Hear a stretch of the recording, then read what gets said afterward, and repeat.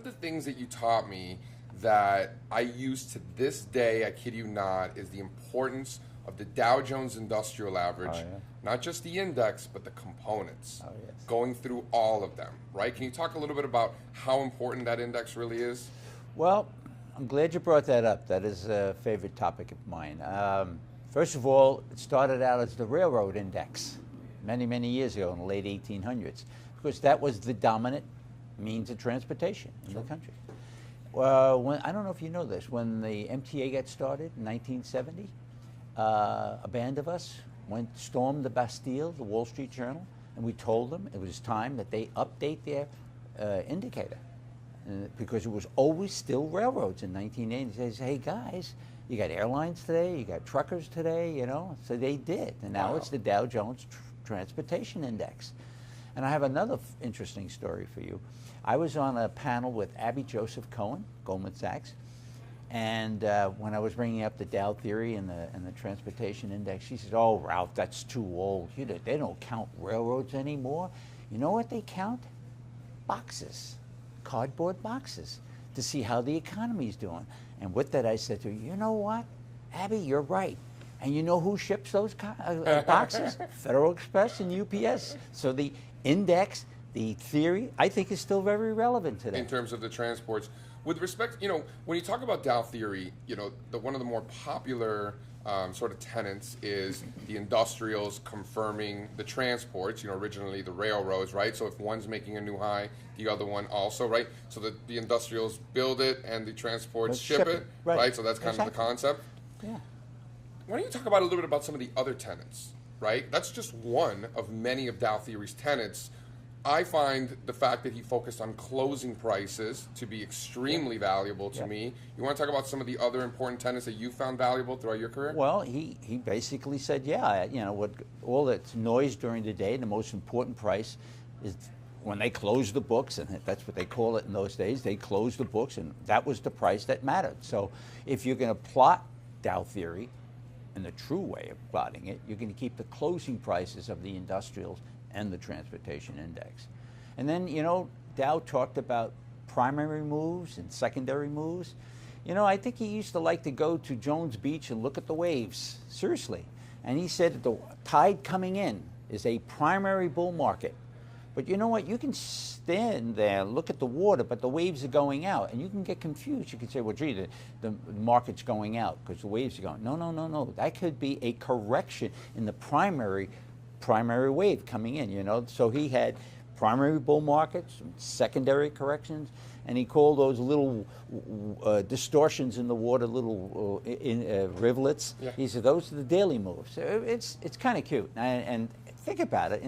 In his day, that's probably one of the best ways of describing markets. I mean, I think you've done a good job over the years of, you know, taking what Dow originally wrote and continuing to preach that sort of thing, particularly the primary trend. Yes. Identify the primary trend. Yes. Don't fight the primary trend, right? Well, you will trade differently in a bull market than you will in a bear market. I'm not a day trader or a short-term trader. I'm basically a long-term investor. But even if you're shorter term, you know, in a bull market, you're going to buy the dips. In a bear market, you're going to sell the rallies. So you're going to have to. I got a great story for you. I interviewed Richard Russell, the living guru at the time. Unfortunately, he passed away a couple of years ago. And I interviewed him. At the very end of my interview, I said, hey, Dick, what can you tell the next generation of technicians? He looked right in the camera, classic. He said, never fight the primary trend. And that's Dow Theory. I love it. One tenet in particular that, you know, I have a little bit of issues with, and I was just having this conversation with Katie Stockton, a technician who I have a ton of respect for, is volume. You know, Charlie Dow, you know, back in the late 1800s, wanted to see that volume confirming the price. And Katie and I guess, both agree on the fact that we don't use it at all. You know, maybe is it because of the derivatives? Charlie Dow didn't have derivatives. You know, Charlie Dow didn't have the ETF market, you know, things like that. You want to talk about if you still incorporate volume and if it's as important as it once was? I'd be curious to hear your thoughts. That's an awesome question.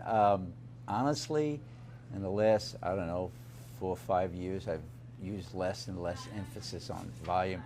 And every once in a while, I'll look in the mirror and say, Ralph, you know, you got to get back on the program here. And I'm glad to hear that you and Katie are having the same discussion. And you're right, the ETFs have just changed things and derivatives. And it's a different world. Yeah. You know, you got to remember, when they were doing it in the old days, there was stocks. They didn't have all this fancy stuff. And so. Not too many dark pools back in the 1800s? Well, they had pools. Yeah, in fact, I remember when they started talking about pools of money, I said, don't use the word pools, because that had a bad connotation in Charlie Dow's days, in the early 1900s. Oh, yeah. So it's interesting to hear you, you know, from the horse's mouth, talking about, you know, volume not as important. That's blasphemy in some circles. Yeah.